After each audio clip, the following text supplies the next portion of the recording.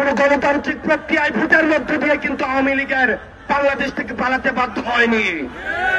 আওয়ামী লীগ পালাতে বাধ্য হয়েছে গণঅভ্যুত্থানের মধ্য দিয়ে। পৃথিবীর ইতিহাসে কোথাও কোন নজির নেই গণঅভ্যুত্থানের মধ্য দিয়ে যারা পালাতে বাধ্য হয় তাদেরকে আবার নির্বাচনে ফিরিয়ে নিয়ে আসা হয়। সুতরাং আওয়ামী লীগের পতন হয়েছে 5ই আগস্ট। 5ই আগস্ট চূড়ান্ত সিদ্ধান্ত হয়ে গিয়েছে। আওয়ামী লীগের নাম, আওয়ামী লীগের মার্কা এবং আওয়ামী লীগের আদর্শ এই বাংলাদেশের রাজনীতি করার অধিকার হারিয়েছে।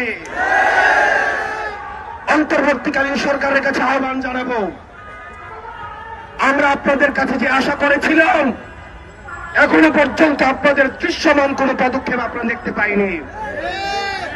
আমরা কোন নির্বাহী আদেশের মধ্য দিয়ে আওয়ামী লীগ নিষিদ্ধ চাই না, বরং আওয়ামী লীগ যে কৃত অপরাধ করেছে, যে গণহত্যা চালিয়েছে, যেভাবে মানুষের বাক স্বাধীনতাকে রুদ্ধ করেছে, গুম হত্যা নিপীড়নের রাজনীতি চালু করেছে, আপনারা যদি সেগুলোর বিচার নিশ্চিত করতে পারেন তাহলে আগামী 300 বছরও আওয়ামী লীগের বাংলার জমিনে ফিরবে না। কিছুদিন আগে আপনারা দেখেছেন,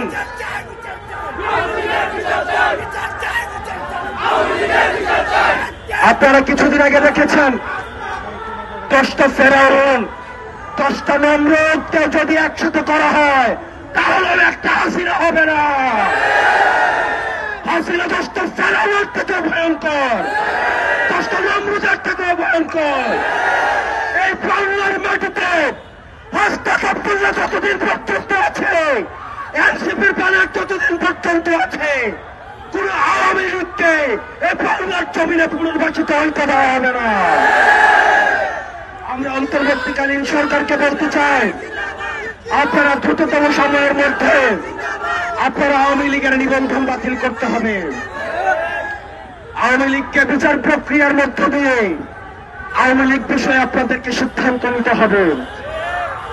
আওয়ামী লীগের বিচার প্রক্রিয়ার মধ্য দিয়ে আওয়ামী লীগকে নিষিদ্ধ করতে হবে। আমরা আবার বলতে চাই, আওয়ামী লীগ হচ্ছে একটা ট্রান্সপ্লান্টেড, আওয়ামী লীগ হচ্ছে ইমপ্লান্টেড শক্তি, একটা ইম্পোর্টেড শক্তি। আওয়ামী লীগ কোন রাজনৈতিক দল নয়, এটা হচ্ছে ভারতীয় আধিপত্যবাদের এক্সটেনশন। আমরা কোন ব্যক্তির উপরে আমাদের কোন ধরনের ক্ষোভ নেই। আমরা বলতে চাই, এই ইনস্টিটিউশনের উপরে আঘাত করে দেশকে অস্থিতিশীল করবেন না। আপনারা যারা এই ইনস্টিটিউশন গুলো চালাচ্ছেন, আমরা আপনাদেরকে অনুরোধ করব, আপনাদের উপর আমরা আস্থা রাখতে চাই, আপনাদের উপর আমরা ভরসা রাখতে চাই। আপনারা আপনাদের যে সার্ভিস রয়েছে, আপনাদের যে সার্বভৌমত্বের প্রশ্ন রয়েছে, সেটাতে আপনারা অপারসন থাকুন। আর রাজনীতির বিষয়টা আপনারা রাজনীতিবিদদেরকে আপনারা দেখতে দিন। আপনারা ল অর্ডার বিষয়গুলো আপনারা দেখুন। কোন ইনস্টিটিউশনের এগেনস্টে আপনারা জনগণকে দাঁড় করিয়ে দিবেন না। দেশবাসীর প্রতি আহ্বান জানাবো, আর্মির এগেনস্টে, সেনাবাহিনীর এগেনস্টে জনগণকে দাঁড় করিয়ে দেওয়ার এক ধরনের ষড়যন্ত্র হচ্ছে।